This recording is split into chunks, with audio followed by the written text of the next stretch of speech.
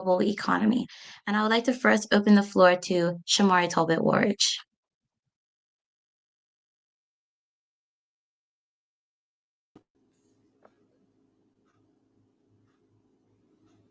Shamari, can you unmute yourself?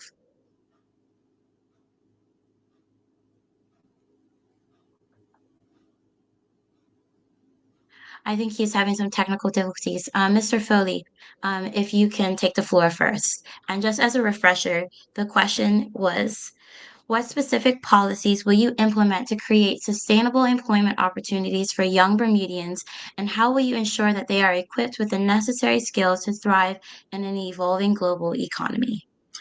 Well, when I think of, thank you for having me, first of all. And as an entrepreneur myself, I would encourage entrepreneurship by providing additional funding and mentorship and resources to help young Bermudians start their own businesses. I think that's a great sector to invest in, to educate our young people on how to work for themselves and follow their passions. I follow my passions and turn those passions into businesses, thriving businesses, because by putting all of that energy that I'm passionate about into actually making money and living a good life, then I think it takes on a different meaning for our young people if they can have ownership of something that they're passionate about. The second thing that I can think about is apprenticeship and internship programs. You know, if we can establish more partnerships between, I would say, schools, businesses, and even government to create hands-on training opportunities for our young people that are coming up, I think that will be a great opportunity. And one last thing that comes to mind would be, let's diversify the economy. Let's invest in industries beyond tourism. Even though I love tourism, that's my sector, tourism and travel. And finance, as you know, tourism and finance here in Bermuda. But we need to probably diversify the economy more into technology, renewable energy, and creative industries to create more job opportunities. Thank you. And I definitely agree with many of your points, but I'd also like to open the floor to Mr. Gibbons. So, just as a refresher for you, the question was, what specific policies would you implement to create sustainable employment opportunities for young Bermudians, and how will you ensure that they are equipped with the necessary skills to thrive in an evolving global economy? Well, thank you for that wonderful question to start with, and thank you for all the work you guys are doing. This really demonstrates how our young people have agency, and when they take the opportunity, that you can really demonstrate the quality that's already within our young people. Bermuda is a unique situation. It is a unique location, and I don't think we emphasize that enough. On a daily basis, but this is what I do. I am an entrepreneur myself, and I'm engaged daily on increasing the agency of our young people so that they're able to have the confidence to step up and take the opportunities when they're presented to themselves. I'm involved in a lot of entrepreneurship and apprenticeship style learning. That is how I operate, taking advantage of local resources and having our students engage with, not to mention, not only our seniors and our elders, but with industry in general, hands-on, practical, where they get to put to use the skills that they're practicing. Our young people are first been disenfranchised, so it already demonstrates you're entering an environment where you're not readily accepted, and you have to climb these barriers of experience and whatnot to get to your opportunities. We need to reduce those barriers. We need to stimulate imagination. That's one activity I practice daily. Is engage our young people and increase the quality of the ideas. There's a lot of entrepreneurship out here. But are we really strengthening the ability of our young people to take their ideas, the ideation, to creation and building something that's unique and reflects Bermuda's unique heritage and culture? Those things can be combined them and have our youth reflect that on a daily basis. And I think you guys are doing an excellent example of it, and you demonstrate it on a daily basis. So I'm thankful for you guys, and I'm thankful for the opportunity. Not a problem. Thank you so much, Mr. Gibbons. And now Shamari is back, and I would like to bring you into the conversation. So, just a reminder for the question at hand is, what specific policies would you implement to create a sustainable employment opportunity for young Bermudians, and how will you ensure that they are equipped with the necessary skills to thrive in an evolving global economy? Oh, oh, Shamari, you are muted. Apologies about that. Once again, thank you for having me. And apologies for the technical difficulties and following with Mr. Gibbons.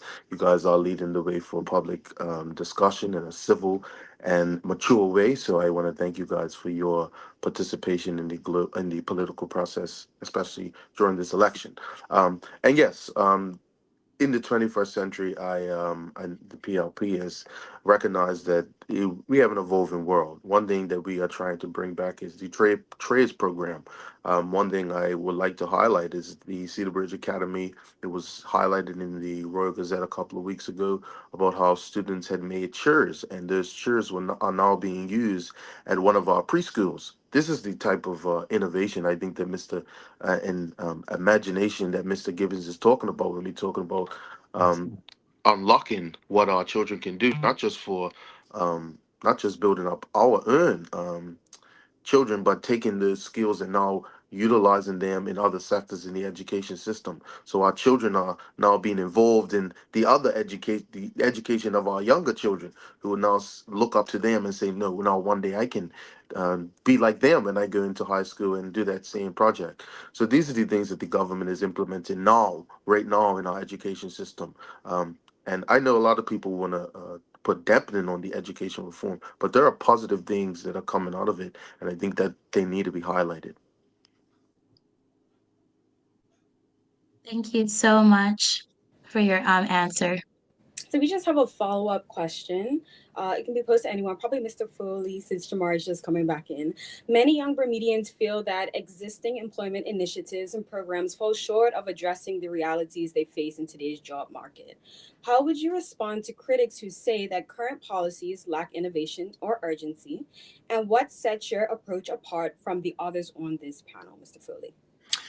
I think I mentioned in my beginning statement regarding diversifying the economy, right? By investing in industries, not just in tourism and finance, but also into other technologies.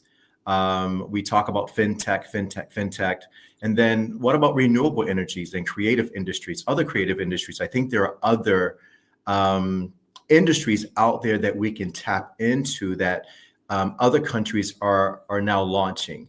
I know for a fact in some countries in Africa, for example, because I spent some time in South Africa and Ghana, and they're really tapping into other industries other than tourism, other than other sectors that are obvious, and really encouraging the young people to think more creative as to some of the things that they're drawn to and some of the things that they like or may be passionate about.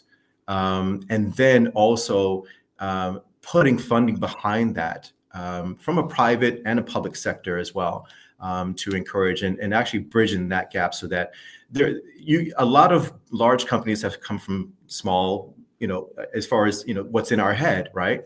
And I think if we can encourage our young people to not to hold things back, but actually to bring things out. And then I believe in feasibility studies. Is it feasible for something to happen? And if not, why not? And if when? And I'm a huge supporter of feasibility studies. And I had to use that for my own businesses to make sure that I was leaving my corporate job and this was going to make sense, and to make sure that was going to be sustainable and all of that. So I think that, again, by diversifying the actual economy, as well as empowering the youth to think ahead, not just for right now, but is this going to be feasible for us in 1 year, 5 years, 10 years?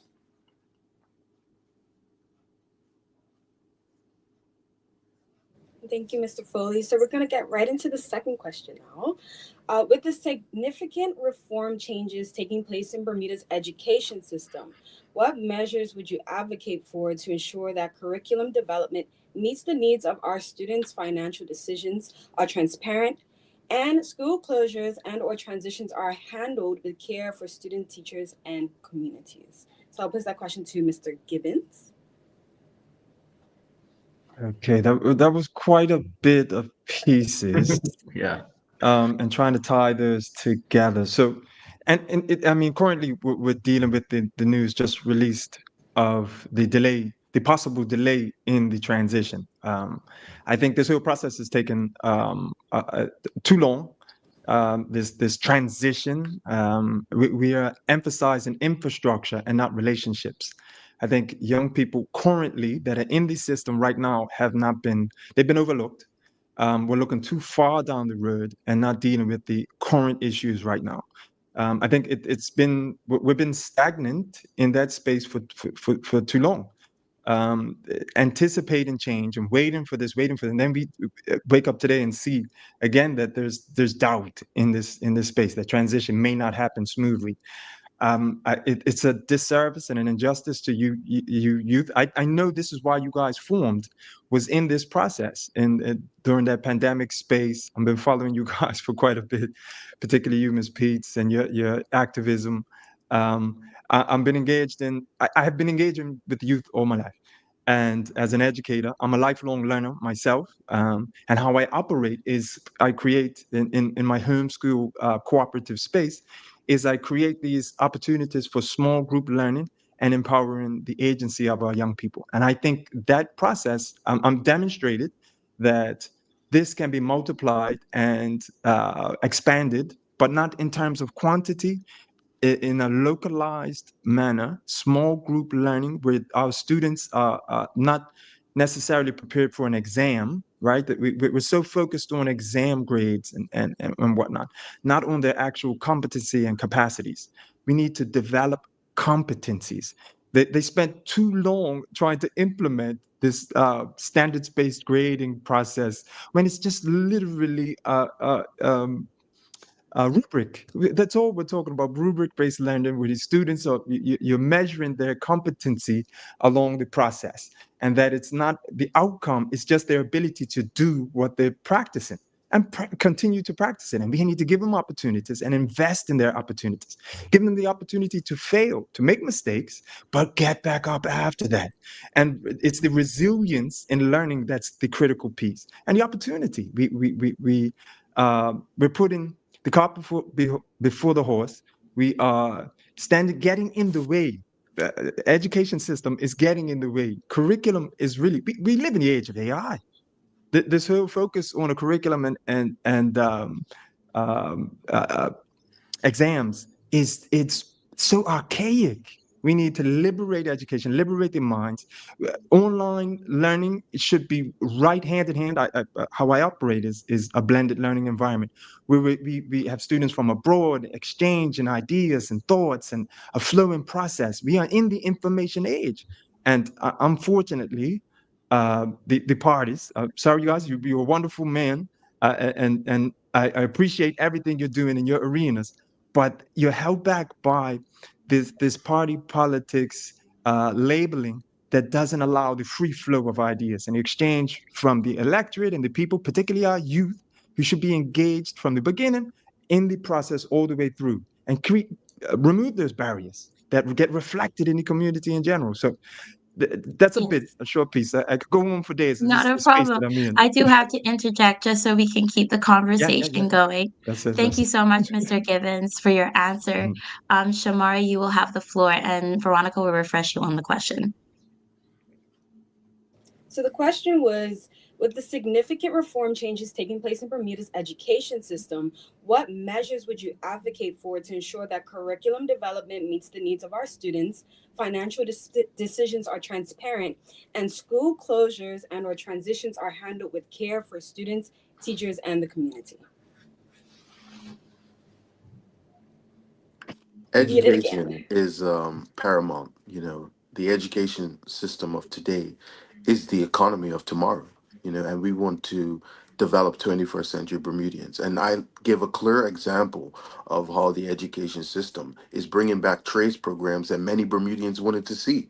And that's what we're doing. And I gave a clear example before. We see young Bermudians being sent away and on robotics teams. We are unlocking the imagination of our young people. We are giving our young people new avenues and things that many of us would have never thought our young people would have been doing. And I like some of what Mr. Gibbons is saying, and I think a lot of it is being emulated by the education reform today.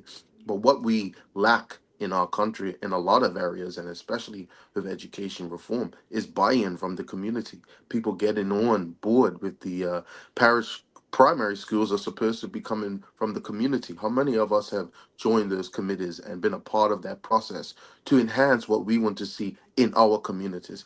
I think that's one of the key things that we lack.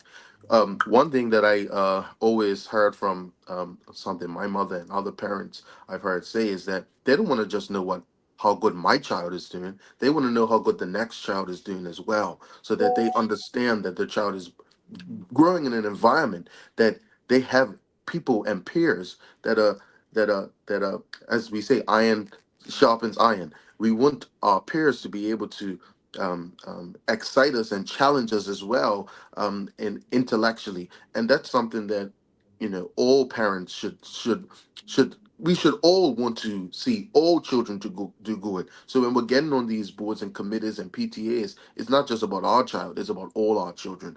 So I would implore that we bring community back into the education, that we all get some buy-in and we all start to really understand what the process is, because a lot of the ideas Mr. Gibbons said you are that you have been expressing what the government is trying to implement itself.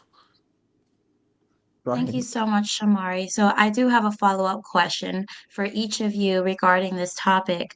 There are many varying opinions on what is being done with education reform.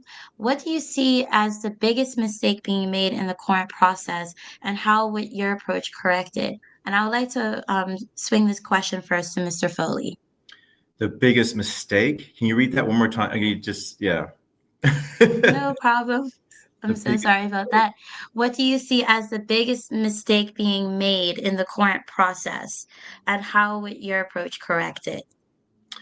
I think Shamari touched on it a little bit in his previous comment. I wouldn't call it a mistake per se, but I think we just need to improve more on our vocational and technical training, and to really expand access to trade schools and skill-based education in areas like construction. We have a lot of construction that goes on in Bermuda, right? And even in IT and maritime industries as well. I wouldn't consider, I see things differently, not as mistakes, but learning or teaching opportunities. And so I think mistakes can be made, but I think we can learn from those mistakes, and how can we better our educational system, as well as the teachers as well, because I mean, our teachers are very powerful and have a voice, right? And then putting support behind that, as far as more scholarships and more student support as well. And I don't see things as mistakes. I think I see things as stepping stones and learning opportunities. And that's how I feel about it as well, as far as, learning from those mistakes, and then how can we expand on those mistakes and move forward. Thank you so much. And same question for you, Mr. Gibbons. With how the current education reform is being dealt with, what do you see as the biggest mistake being made in the current process, and how would your approach correct it? As I was alluding to in the previous, because these questions are tying in, Yeah. that there's an overemphasis in infrastructure and lack of an emphasis in relationships. That is the connection with our young people, increasing their confidence in their ability to take their ideas, the ideation process, the engineering mindset, giving them the opportunity to then express themselves in the with investors that can invest in them and take their ideas and then get behind them and drive them to the point that they can build businesses, they can solve problems in a local environment.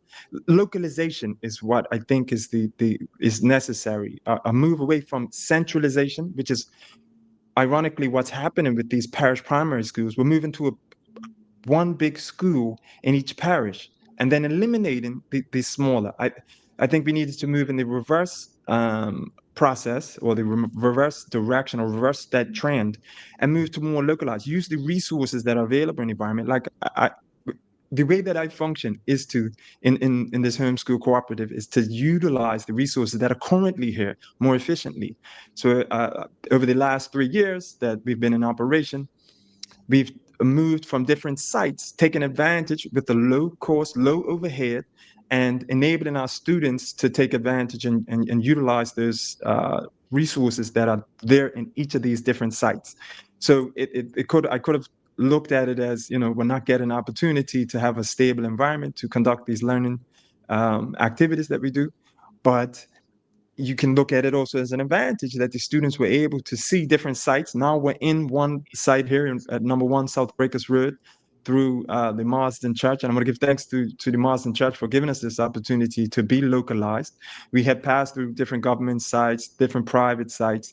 But what I want to emphasize is that we reverse that trend, more localized solutions that reduce the cost, reduce the overhead, and stop putting such an emphasis on infrastructure, and return to the students that are currently in the system that are slipping through the cracks. We're missing opportunities with them, and emphasize investing in our young people. I like that. Thank you so much, Mr. Gibbons. And just a slightly shift of the question for you, Shamari, as a representative of the incumbent government. Are you satisfied with the direction of how education reform is moving? If not, what are some things that you think should be shifted moving forward? Well, look, first and foremost, I would, when we talk about education, I think we always, it always goes under the radar. Those with disabilities, those with learning disabilities and whatnot. And I think that's something that whoever the next government must pay more emphasis to, is to people who have learning disabilities, whether it's dyslexia or cerebral palsy. We have to take all children's education seriously. So I think that's one thing I would put more emphasis on if I was in that position. Mr. Gibbons, he referenced to the government or the schools using their environment, and I think that's something that we alluded to when we talked about buying in from the community. It's the community coming in, and those people in the community can be figures in the schools, whether it's to start a garden, a community garden for the school, or whatnot. We are asking for people to have buy-in so that they could help develop what their parish primary school is. It's supposed to have all the people in the community to come together to say, this is how we want to structure our school. This is how we want our school, our community school, to be, so that it's not just about what the government says, but it is about what people within the community say. um, and I would just say, look, education reform, like I said at the beginning, we want our children to have the best education possible. We want 21st century Bermudians. We want we as Bermudians have been talking about, we want to end middle schools for quite some time. We as Bermudians have been talking about how we want to bring back trades for quite some time. We understand that the implementation of it is difficult. We are trying to build the current system that we're trying to build the new system while also maintaining the current system, and that could be difficult at times. But we also need buy-in from everyone. We need everybody to come together and voice their opinions. Yes, we appreciate those who do have differences of opinions, but we need people to be active within the actual decision-making process as well. Thank you so much, Shamari, for expanding on your thoughts on this. So, just moving ahead to the next topic, the question for the floor is: with Bermuda's minimum wage set at $16.40 an hour, an amount many young people and community members find insufficient to meet the high cost of living. What steps would you take to implement a realistic living wage standard that ensures all residents can afford basic necessities? And I would like to give this question first to Mr. Gibbons. Okay, thank you. Yes. So again, a theme across my position is localization. So instead of relying on government to set a standard of minimum wage, I think in our communities we need our money to circulate more. We need at least you should be shopping with your or trading with your neighbors and in your nearby vicinity. The needs within each constituency, we can have a plan that sees the funds being spread throughout that constituency on an ongoing basis that reflects this idea that the community is the foundation, the people are the foundation, and from there the economy will grow in a stable way, in a manner that reflects our values, that reflects our identity as an island state, that emphasizes the qualities that we have as a community, and then we would see sustainable growth of our economy. When we put it on the government to solve all of our issues, that's when things start to fall astray or go apart. And that's, I think, again, returns to this idea that party politics and that parties have to come up with these solutions. No, let's go back to the community, continuously be reflecting the community and have the ideas be generated and spread amongst the community, then invest in them and then be a part of the process along the way, as Shamar is discussing. But we can do it from localized positions as opposed to in a centralized coming from government down. I agree with that. Can I comment? Oh, can't hear you. Oh, I can't hear Oh, you. sorry. Yeah. Yes, go ahead, Mr. Foley. I mean, I'm so glad that Mr. Gibbons said that because I'm in St. David's and we still have land where we can farm, right? And when you're talking about a localized situation, well, let me go back. When we talk about price control policies, implementing regulations to ensure fair pricing of essential goods and services, right? I could go to the marketplace and buy something and go to somewhere else and see the same item, totally different prices. And far off prices, not even a couple of cents or even $1. And when I think about what Mr. Gibbons said about localizing, what if my community supported, let's say, a farmer or two farmers or someone that is an entrepreneur, and we actually fed money back into the community? We're supporting each other, we're building each other up. And I think that's a very good point that Mr. Gibbons made, was that if we start from our own internal communities and start to support each other without government, I mean, look at how our community will come together as one, and then we can put those funds back into the community as well and subsidize our own projects. And I was talking to a neighbor the other day who needs help with fixing something, or may need her house painted or her lawn mowed, that sort of thing. And this is the kind of thing that I did in the U.S. when I lived in the U.S. after I finished college, was that I got my neighbors together, not like an HOA, but got our neighbors together to say, well, how can we help each other from a local level and spread out throughout the community without having to call the city or the county or our local representative? How can we internally help each other to grow the community locally? And I totally support what Mr. Gibbons just said. I think we need to start there, and that would help our young people also to see that there's continuity in the community, there's togetherness, and it will encourage our young people as well to look within first, and then look at how that can spread nationally and globally as well. So that's a great point. I like that idea, actually. Thank you so much, Mr. Foley. So just trying to circle back to the original question, and I'll give it to Shamari. We do have a follow-up for each of you as well.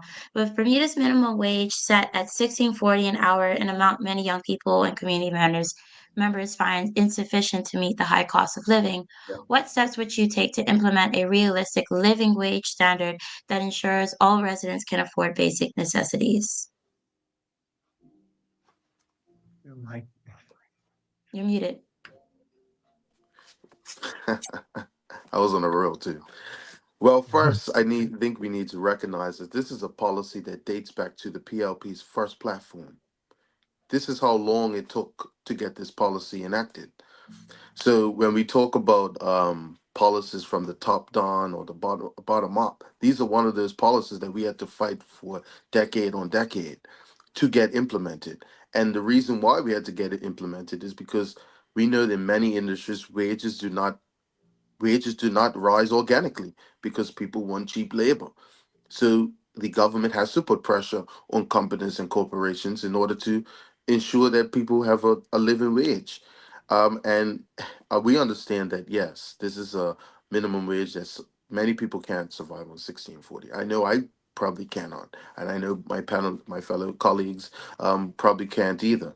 But this is a start. This is a baseline. Many people received a raise because of this. Many service workers received a raise because of this. And yes, we want to continue this, not just continuing to rise the minimum wage, but we want to continue to close wage disparities across the spectrum, especially when it comes. We speak to it in our platform when it comes to international business and housing allowances and the wage disparities there. So this is something that, like I said, was in the first PLP platform, and this is an example of sometimes how policies, when you must advocate for them, like my fellow panelists were talking about, it doesn't happen overnight, and some people, especially in our country, do not want to. Do not want to take on the task of really pushing for an issue relentlessly until they see it through. And that's one of the things that we need back in our country is people who want to be who want to apply pressure for for the policies and the goals that they want to see in the country. Because who else is going to advocate for you if you're not going to advocate for yourself? And I think that's what the biggest problem in our country is that many Bermudians want to see the politicians do all the work. They want to see the politicians pass the policies. They want to see the politicians do it all. But when are you going to start to say, okay, this is what I want? And we have a lot of examples of that in the PLP, which is one of the things that we always talk about in the PLP is that what is it when the death tax for a person on the first home, it was eliminated because you had somebody who continuously came to the party and organized and built consensus for that policy to come through. And we don't have people like that nowadays. We have independent members who want to come into the political process, but they don't know how they're going to get their policies through and whatnot. But you need people who are able to organize people to push for policies and get things through and build consensus around not just the public but the politicians as well. All right. Thank you so much, Shamari. We do want to bring Mr. Gibbons into the conversation. To reply again on that same. No, Veronica, you have a follow-up for Mr. Gibbons. I do have a follow-up for all panelists, actually. So some argue on the same topic. Some argue that increasing the minimum wage to a living wage could strain small businesses, while others believe that the cost of living in Bermuda leaves no choice. How would you respond to those who disagree with your approach, and what compromises, if any, would you be willing to consider? That's a heavy one. That's heavy. Can we break that down a little bit further? That's the transition from minimum wage to, or that a minimum wage should reflect a living wage, if I heard right, and how so increasing the minimum wage to a living wage could strain small businesses. So we're on the small businesses area of the topic. We can start with that part. Strain small. Yes. See, again, like I said, so we're trying to solve the solution from the top without data. if we create systems, which if you go to my website, you'll see, which is a reflection of the school and that we're demonstrating on a daily basis in the community now, that you start at the local level, and then once you get a working system, you expand it, a working model, but you test it out in a what we call a sandbox, and have in my case, have students working on solutions that within the community, within the neighborhood, that allow this transfer of resources, transfer of knowledge, experiences of our elders being reflected to the young people so they don't repeat the same mistakes over and over. And then we build a product that reflects Bermuda's culture and is sustainable. That way, we don't fall into this pit of coming from the top and trying to predict and make policies that aren't built on data, that don't reflect the rich data that we can obtain by starting from the bottom up. That's the simplest way I could explain that scenario, how it goes astray. Thank you, Mr. Gibbons. And Mr. Foley, would you like to Yeah. comment? Yeah, I kind of will piggyback on what I said the last time as far as it's a heavy question because there's so many things involved with the living wage, and does it reflect the high cost of living in Bermuda? And I had this conversation a couple of months ago with some friends, is there a possibility to lower the cost of living in Bermuda in order to, or it's either going to be one or the other. We either increase wages or we lower the cost of living in Bermuda. And how do we get into the middle of that, so that our stores do not go out of business, right? So that's the talking point right there, is how do we please both sides, so that people can have a living wage that can support their life, so that they can go out and go grocery shopping, put gas in their car, pay their rent. Those are the essentials, right? But how do we get them to that level where they can afford to live in Bermuda?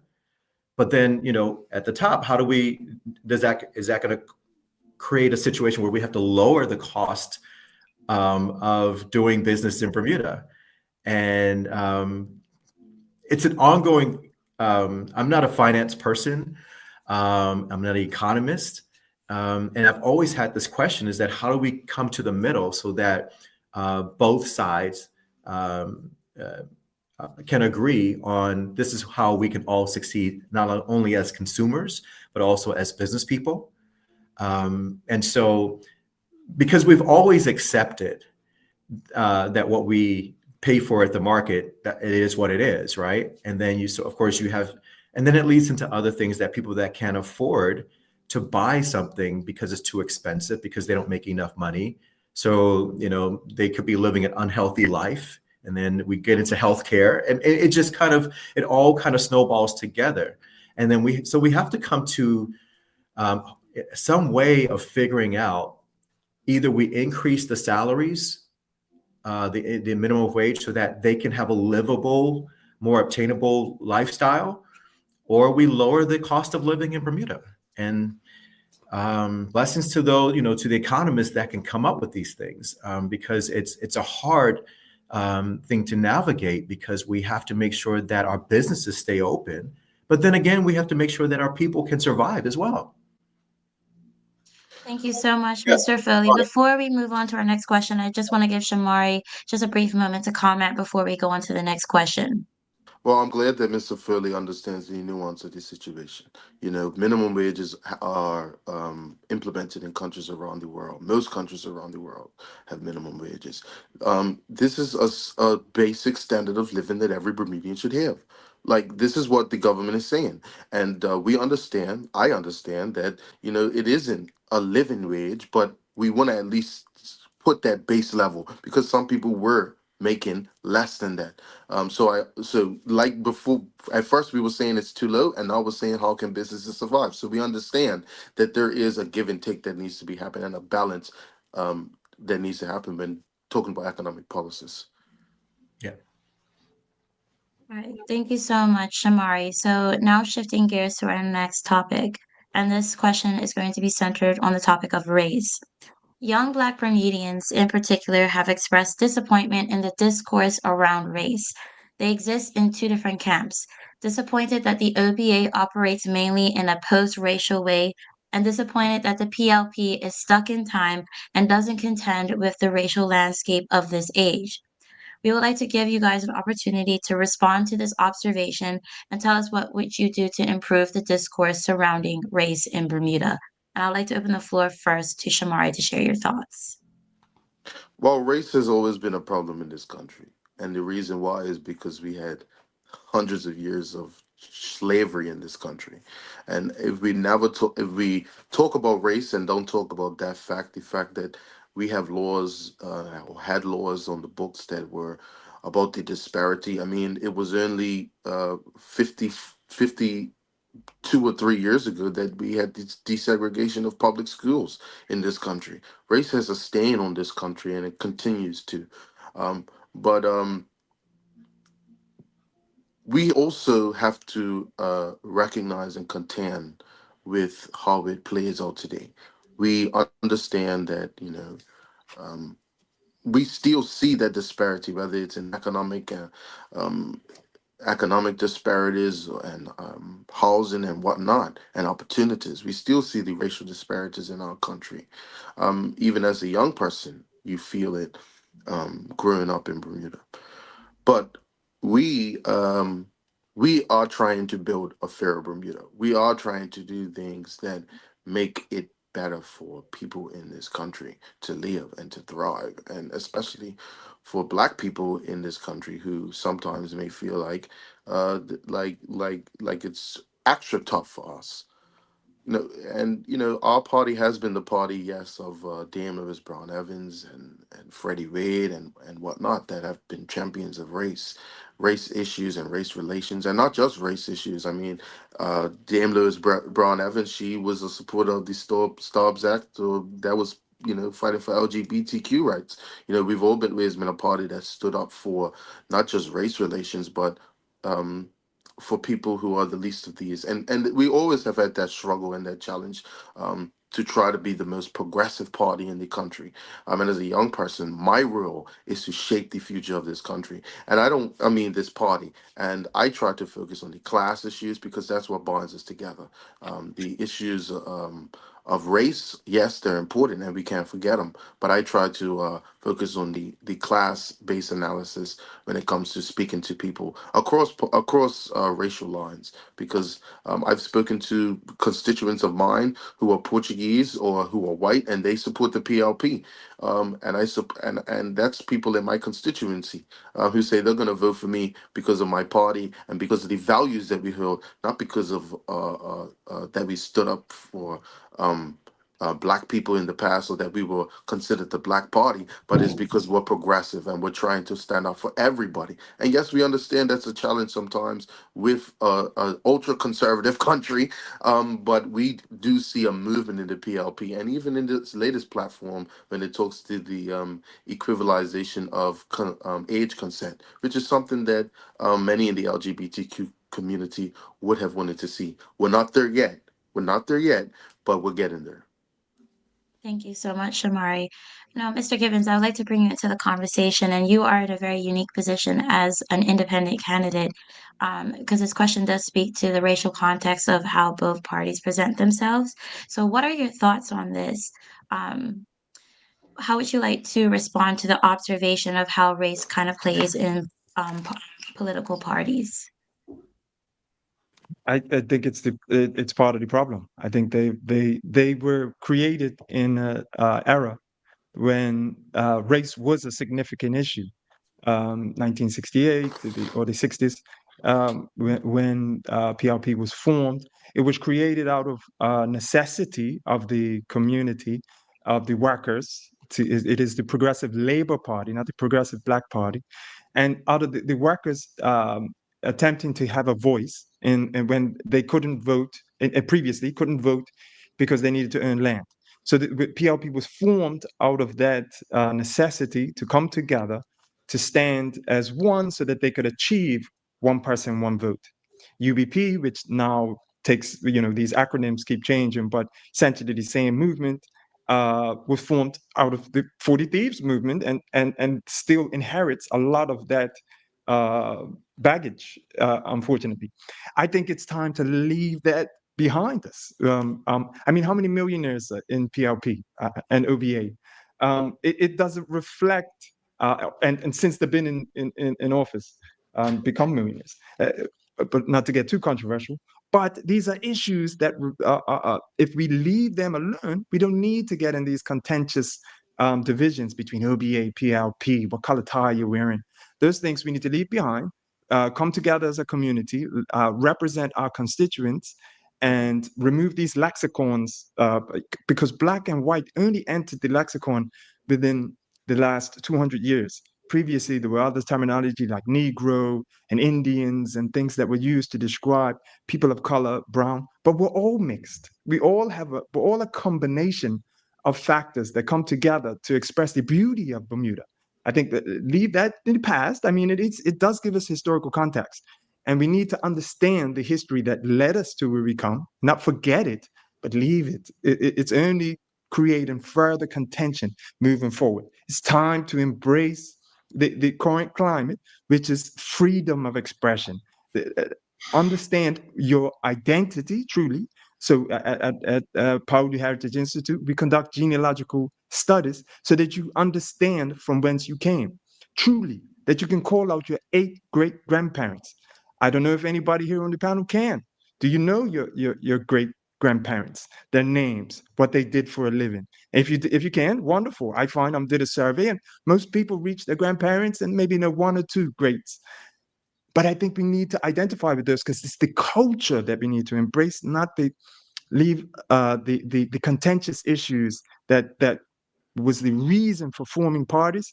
Let's leave that alone. Let's move forward in which the movement of independence reflects that Bermuda is ready, for the most part, to shift. There's a mental shift happening. There's a spiritual shift happening. There's an awakening of minds, and embracing this new wave, I think, is the opportunity that we can't fail to miss.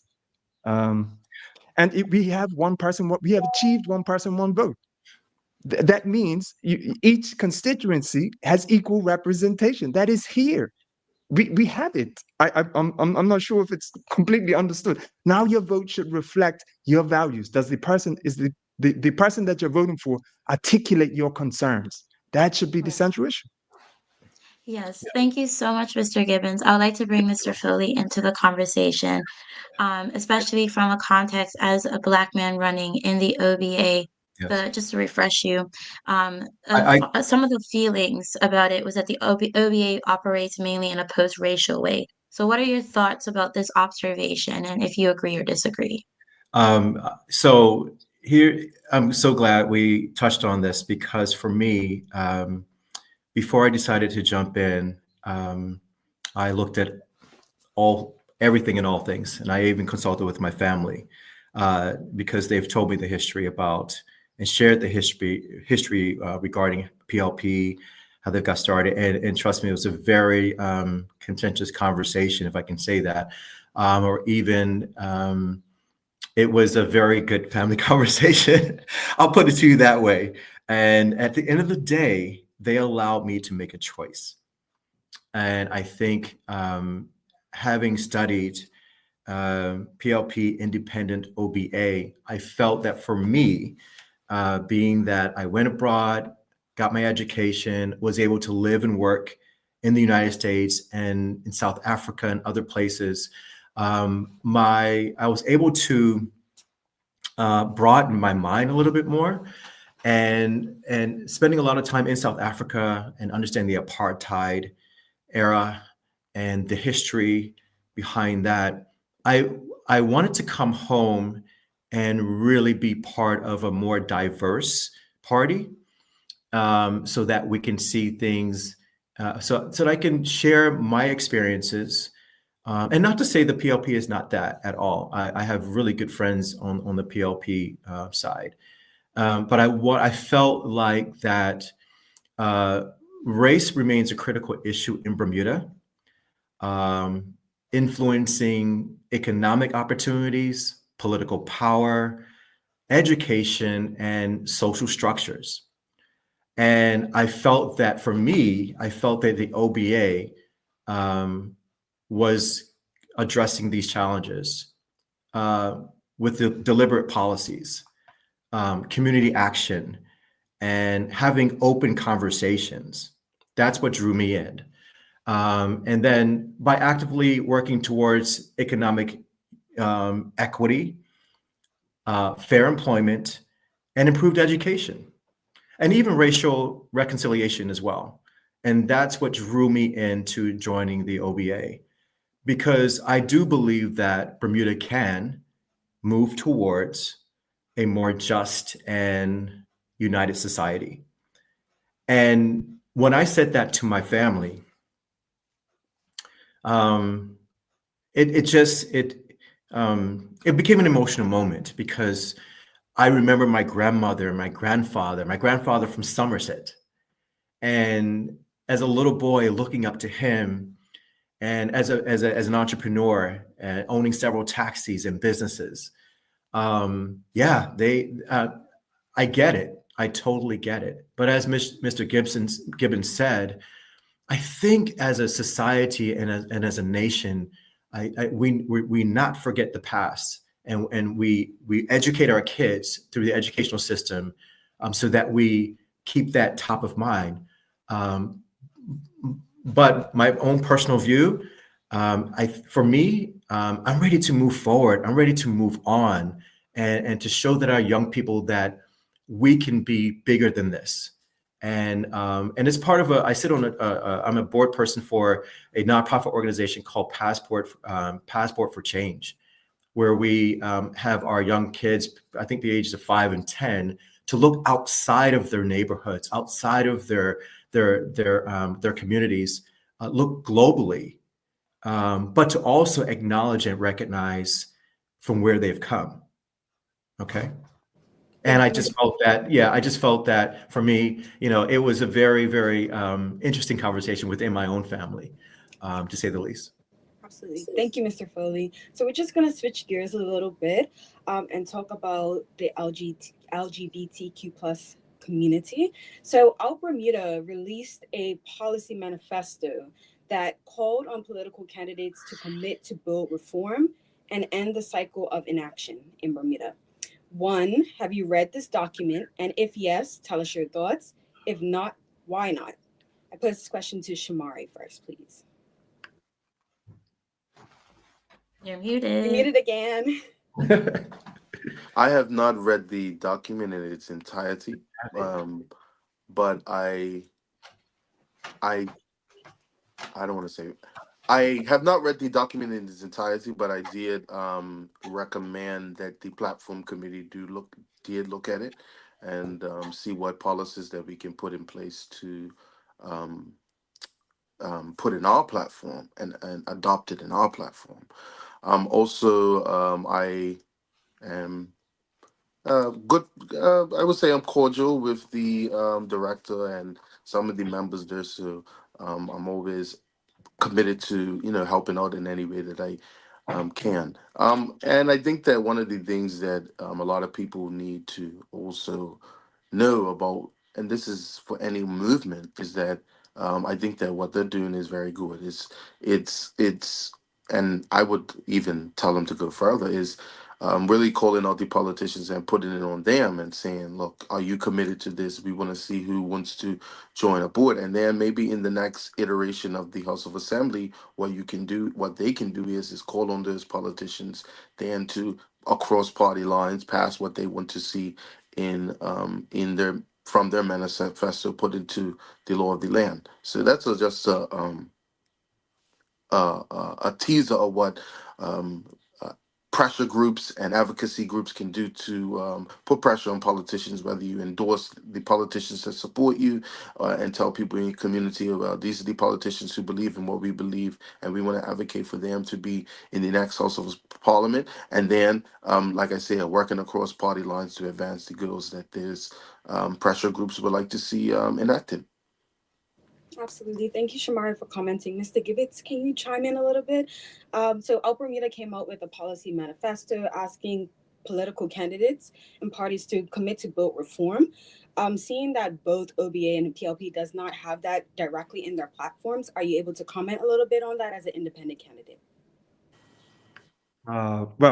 First and foremost, I support all human rights. But I don't necessarily believe in politicizing things like sexual orientation, relationship matters. I don't think they really should enter in the political arena. I think it should be dealt with, again, at the local level, families, in your community, your neighborhoods. There should be an awareness of and support of everybody and all of their preferences, no matter where they fall on whatever spectrum that exists. Human rights needs to be central and foremost and not politicized, not used as some tool to get favor, say things in one case in front of a camera and then behind the scenes when they actually have to make choices and policy, whatnot, make different choices. I think within my constituency so far, as I've canvassed a bit, and we said we wouldn't go too local, but it's just an example of the localization of it. I was asked about how I stand on same-sex marriages and in the position that PLP has taken to invest so high, and OPA, to invest so highly against same-sex marriages and spending hundreds of thousands of dollars to reverse a decision that I just don't think should be politicized. It should be case-by-case basis of humans representing themselves, and we take them case by case. I don't think it should come from the top down. I don't think that solves our problems. I think we get into murky waters when we start to generalize and paint with large brushes. I think we need individualization. I think we need a reflection, policies that reflect human rights across the border, no matter what your orientation is. Thank you, Mr. Gibbons. We're just going to let Mr. Foley comment, and then we'll come back to you, Shamari. Okay. Mr. All right, I'll make this quick because I know we're short on time. I actually had a really good conversation with Joshua Samuels. He's a part of Out Bermuda. And I was looking for the flyer. He handed it to me while we were talking during the event's polling. And I had a really good conversation with him. I have friends who are LGBTQ, okay? And I know that Bermuda has had a complicated relationship with the LGBTQ community plus rights, from legal battles to over the same-sex marriage, to broader issues of like social acceptance and even like workplace discrimination. I have a master's degree in management, and it emphasizes on human resources, HR, and we have to learn, these things. And I'll say that while progress has been made in Bermuda, there still are areas where the LGBTQ community faces challenges. And speaking with Joshua, I went to the Pride this year with our leader, Jarian, and we participated, and we walked in the parade and participated in the festivities and all of that, and showing our support. So the One Bermuda Alliance supports the LGBTQ plus initiative, and we will be speaking with Out Bermuda regarding making sure that they have a voice, and that we support their platform as well. Thank you, Mr. Foley. Shamari, you can comment now. Yeah, I just wanted to say that we did adopt the age of consent, which is in the Out Bermuda's platform, manifesto, sorry. We did adopt that into our platform. That is in our platform, and also anti-bullying protections is in our platform as well. So we are making that progress. Like I said before, we're not 100% there. We have a legacy in this country of not being 100%, like Mr. Furley said. We're not also we have had a complicated relationship with the LGBTQ community, and we are not there yet. We want to be or should be, but we are making that progress. Thank you so much, Shamari. And just as a quick reminder to our audience, if you do have any questions, you can leave them in the comment section. And if we have time at the end, we'll get to them. But now on to our next topic. This question is for the full floor. Young Bermudians, led by organizations like Bermuda is Love, have taken the lead in raising awareness about climate change, while many politicians have offered little more than talk. How will you ensure that youth voices are heard and acted upon? And what bold, immediate steps will you take to protect our island from the escalating impacts of climate change? And I'd like to open the floor first to Mr. Foley. Well, that's a good one. Climate change. I know that Bermuda is highly vulnerable to climate change, believe it or not. And that's due to its small size, our reliance on tourism, our geographic position in the Atlantic. We're out here by ourselves. There's rising sea levels. There's stronger hurricanes, environmental degradation that all pose serious risks, right? So we need to address climate change by requiring, I would say, both mitigation, such as reducing emissions, and adaptation, like preparing for impacts. I know there's things because my mom used to be health and safety officer for 30 years for the government. And so I learned a lot about OSHA and that sort of thing. We really have to look at adaptation and preparing for impacts in the event, especially when there's rising sea levels and coastal erosion. I know that upon returning back to Bermuda for me, the island seems smaller for me for some reason. It seems like I went up to Horseshoe Bay and a couple of places, and the rocks just seem like they're smaller for some reason, and the reefs. So I'm not sure if that has anything to do with coastal erosion, and like some of our beaches have been damaged because of hurricanes and that sort of things. But we need to start looking at solutions. And my solutions that I can think of right now is having stronger coastal protections. And I can go into that, but another one would be sustainable land use planning, meaning restriction on construction in those areas to really encourage climate resilient architecture. And then also rainwater and groundwater protection as well.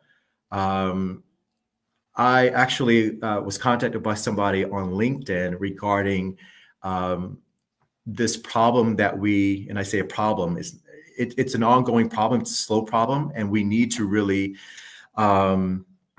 look at what are going to be solutions that are going to be put in place, and prepare for these things. It is real for me, it is a real thing, and I think that we need to start looking out for our environment.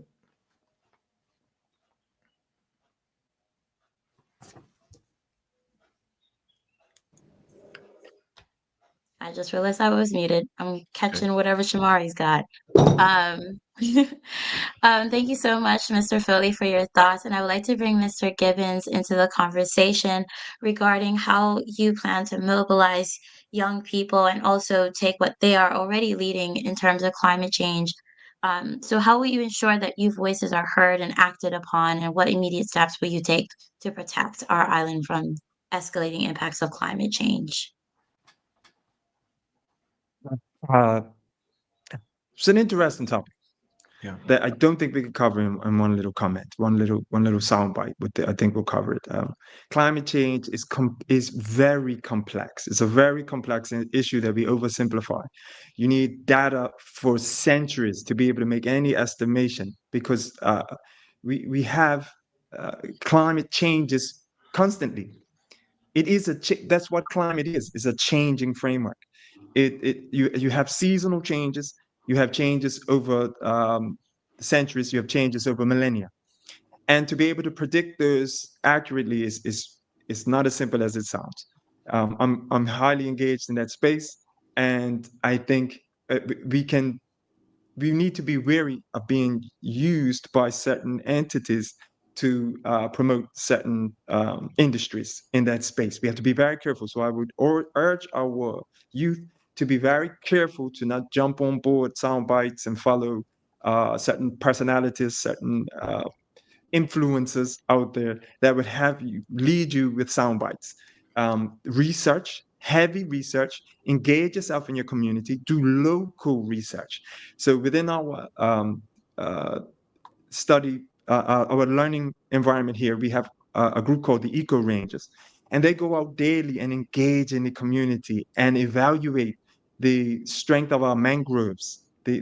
Are they as robust year to year, and measuring these things on an ongoing basis to really evaluate this change from a factual standpoint, not just repeating sound bites. We have to be very careful not to be used in that space. So being educated and informed means more than just following some influencer. Do the research yourself. Become engaged in your environment. That's what I would suggest for our young people. I know One Shamari last does little have piece, a thought. quick, Okay, one real last little piece quick. to that. I'm sorry. That particularly here in C7, but across the island, we need more orchards. We need more local fruit. I don't know if you guys have traveled to the islands. I lived in Cuba and Costa Rica, and there is an abundance of fruit. Bermuda used to have orange trees. Anywhere used to be able to just anywhere around. I mean, you guys are a little bit young. You may not remember these days when you used to just be able to go pick oranges anywhere. Bermuda had the best oranges, these big, gigantic, juicy oranges with juice spilling all out. It was nothing like sitting down and eating a Bermuda orange. Now we just, look what's in cherries, but we need food forests again. So we need to be out planting trees. You guys need to make sure you're involved in fruit tree planting. And then fisheries, supporting our fisheries. I was just talking to an elder in this constituency and mentioned how in the formation of the airport, the base, the military base, and you're from St. David's, Maurice, this should touch in your community, that your constituents should reflect this, how forming the airport, they had to fill in all of that land there, and that was our crustacean sea life haven. There was an abundance of sea life. Shellfish was found abundantly in that area, and in that region, that constituency, you could get, conch and all of these things were abundant there. Now we've lost that, and we need to watch how development encroaches on our fisheries industries, and not blame the fishermen so much, but look at how industry is impacting that. And thank you for your time, guys. Definitely. If that's the last question. Not a problem, Mr. Gibbons. Thank you. I do want to bring Shamari into the conversation. I believe you want to respond to some of the items that Mr. Gibbons had just spoke about.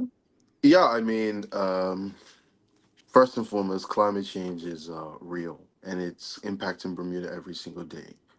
We are seeing decades on decades of burning of fossil fuels that have gone into the atmosphere and have caused the Earth to heat up, and that has caused um, the melting of the ice caps.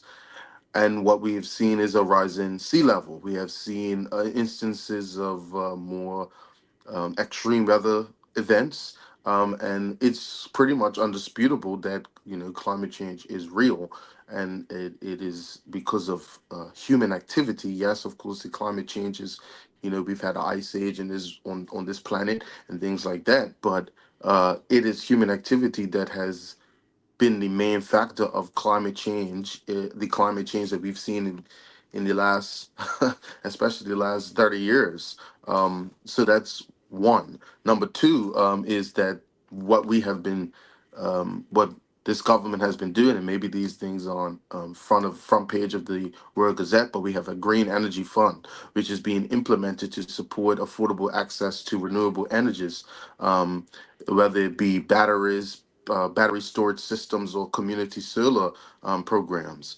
We are about to finalize the single-use plastic bans to reduce the environmental pollution and to, of course, to protect marine life. And then, of course, we've had the infrastructure upgrades. We've had upgrades to the energy grid to make sure that it is climate resilient. Many people have seen the work that Belco has been doing around the country with the trenching.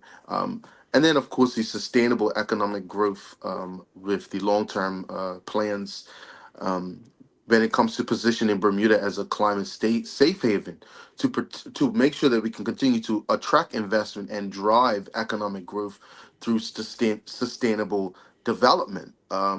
Those are the things that the government is looking at when it comes to climate change. It's turned it into an opportunity, and of course, we know with the erosion on the South Shore. Those things are also something that we have to keep in mind, and things that we speak to in our platform when it comes to making infrastructure more climate resilient. I'm talking about the water supply and waste treatment systems also, and those significant projects, many which are underway.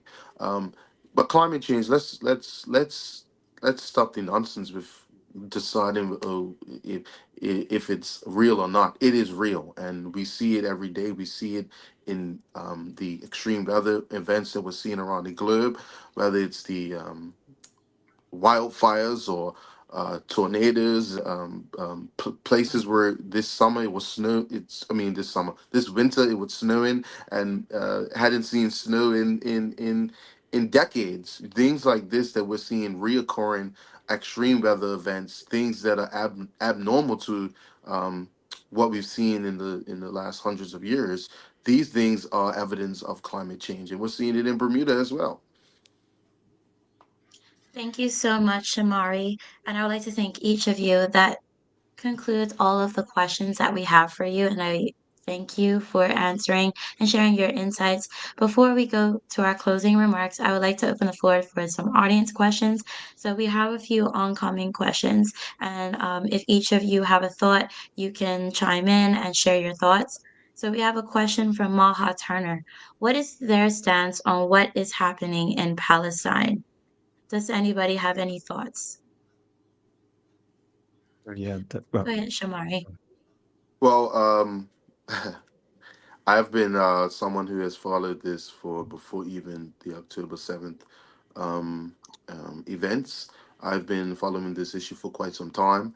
I remember the events when there was a protest in Gaza, the March of Return. It was a protest, and the Israelis were, shooting at, protesters in Gaza. This has been an issue for decades. It didn't start on October 7th. I was involved in the Peace Collective, who had the march and continues to organize when it comes to issues surrounding the not just the genocide in Gaza, but the entire humanitarian crisis that continues to loom. And of course, we know with the new incoming administration, um, we know that that is not going to stop with his plans of completely ethnically cleansing the region of in Palestine. And I think it stands today that the Bermuda Progressive Labor Party is the only party who's made a statement, or independent, who's made a statement on this particular issue, and this particular issue that really affected a lot of people, especially when it came to international law and humanitarian law, and just being a human being and seeing the devastation that was um, inflicted on the population of Gaza. Does anybody else have any thoughts to address this audience question? yes, definitely. If you want to go, Maurice, take it. I'm very brief. For me personally, I just believe in human rights. And I think everyone should have an opportunity to live their best life, no matter where you're born, right? Or where your location is. That's my stance on it. I like Shamari. I've been watching this and monitoring this for a while, and I just completely stopped at this point, because I checked out. I keep myself aware, but at this point, I'm I've got some localized things I need to take care of. Thank you so much, Maurice. Mr. Gibbons? Yes. Again, being aware of piggybacking on both of their comments, we should be abreast of what's happening around the world and defending human rights wherever issues of abuse of human rights. We should be standing up and being vocal and being heard and counted for. We should be sending resources to support, and collecting and sending resources to support those that are being oppressed or suppressed or assassinated. Children displaced, families. I read a book about 4 women in the Middle East area that how their lives was affected by, this war-torn region. seeking education and reform in that area due to fundamentalism oppressing them and oppressing their voice. So the context is extremely complex in what's going on in Palestine and Israel. I actually attended Brandeis University, which is the so-called before Howard University. It's the Harvard of the Jewish community, and studied at the International Center for Jewish Studies, which was embedded in Brandeis University. And what the term anti-Semitism means, and what is a Semite, and that region, and the cultural variances that contribute to that conversation, is extremely complex. And we don't want to get caught in it. It depends on the source of information that you have also, that you can be swayed. If you're getting your information from the right or the left, and you only see one side of the equation, you can be extremely misled in what is really going on the ground. But we should be defending human rights no matter where violations occur. We should be standing up, we should be representing, we should be putting our resources behind them and our hands on the feet. I think we could have a force of young people that are prepared to go and get on the ground and do investigation, report back to us, and explain exactly what's going on, so we can have a real position, not one that's swayed by these different media outlets, which can give you swayed information. Yeah. Also, just human rights in general. We need to defend human rights and stand up for people wherever violations occur. Yes, thank you so much, Mr. Gibbons. Mr. Gibbons. So as we close this forum, we would like to give each candidate 1 minute to offer closing remarks. We'll start with Mr. Foley, then Mr. Gibbons, and then close off with Shamari, please. Well, thank you again for inviting me and inviting us to this forum. I think it's very important for our young people to look at various viewpoints. We all come from different backgrounds and experiences, and I think it's this. And I've learned a lot from Shamari. I've learned a lot from Mr. Gibbons today, and I appreciate you bringing us all together. Bermuda's young people face real challenges, but I think with the right policies in place and community support, we can create a future full of opportunity. I'm a very optimistic person. Before I left Bermuda for college, I wasn't really an optimistic person. I was very pessimistic, and I'm glad I made the decision to go get my education and experience, because I needed to turn something around as a young person.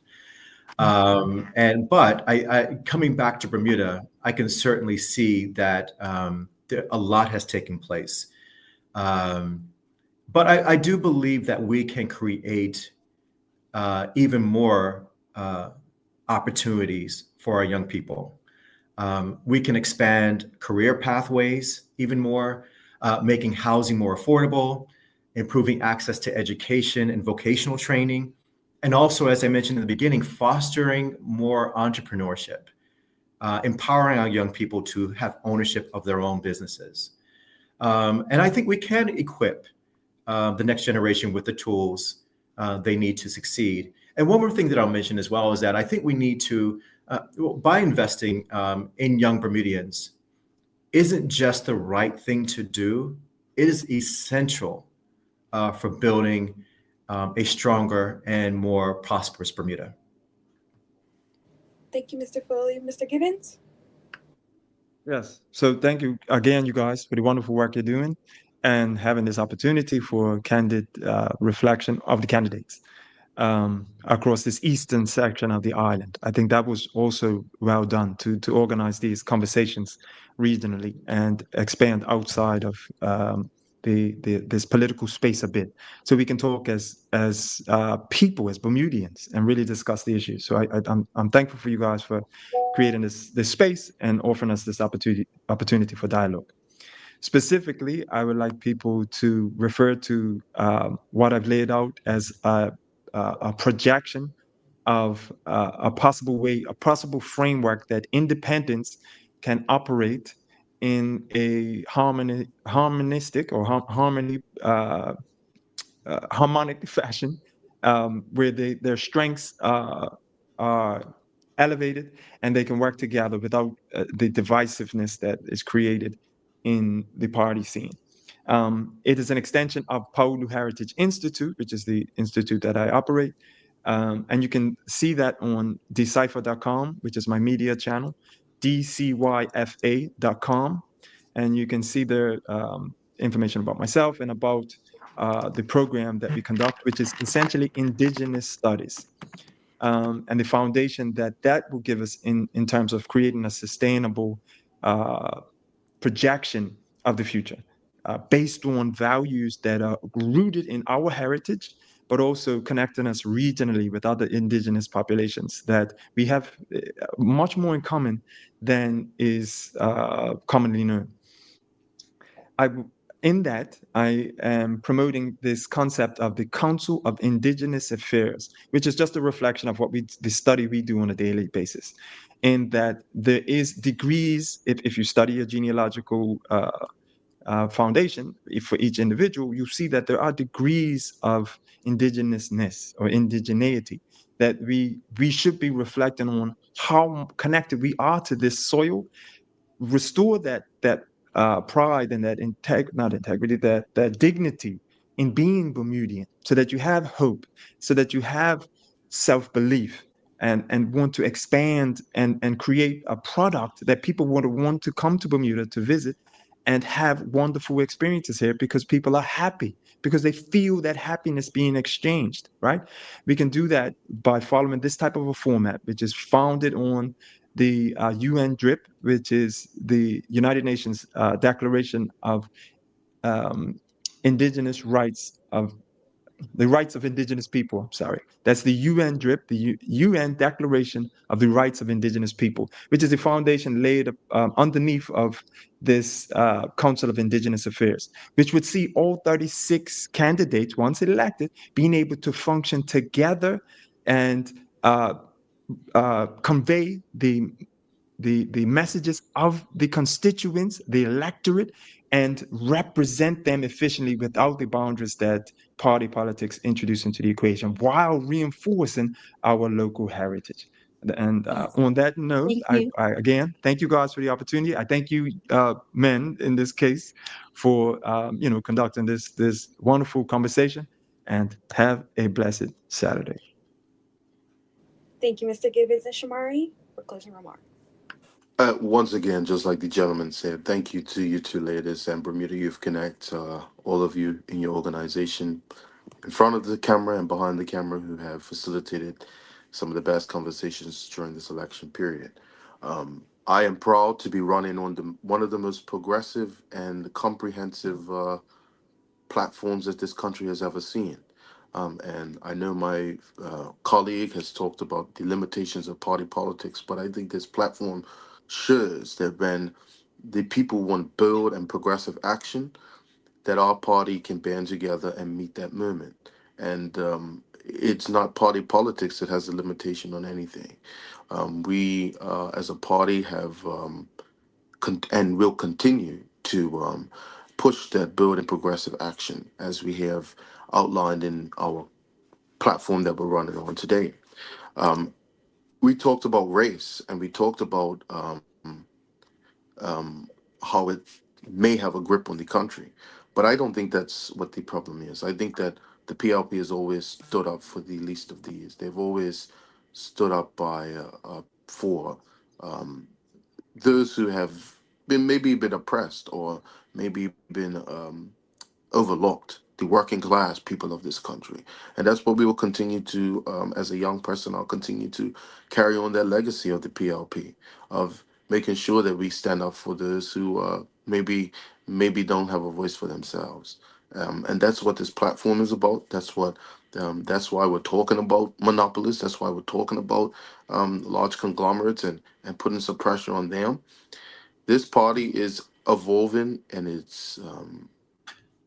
is not just evolving, but it is blossoming. And I don't think that the independence of the political movement that people should be watching. It's in the PLP. It's the young people like myself, Aisha, Misha. I know they're going to be on your program later today. That's where the real political movement is brewing. It's right here in the PLP.